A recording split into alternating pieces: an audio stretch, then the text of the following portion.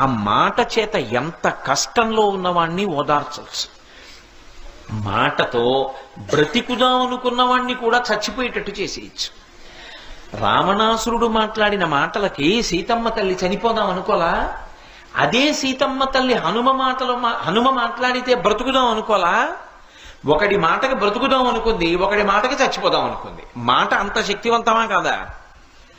అంత శక్తివంతమైనటువంటి మాటకి ఆధారం పెదవులు. ఈ పెదవులు కదులుతూ ఉండడం గొప్ప కాదు, జీవితంలో ప్రయత్నపూర్వకంగా పెదవులు కదలకుండా ఉంచగలగడం గొప్ప. అందుకే మహాత్ములు ఏం చేస్తారంటే మౌనవ్రతం చేస్తూ ఉంటారు. చంద్రశేఖరేంద్ర సరస్వతి మహాస్వామి వారు ఎప్పుడైనా ఎక్కడైనా నోరు విప్పి ఏదైనా మాట్లాడారనుకోండి, తెల్లవారేటప్పటికి కనీసం అది 200 భాషల్లోకి తర్జుమా అయ్యేది. ఆయన మాట్లాడారు అంటే సరస్వతి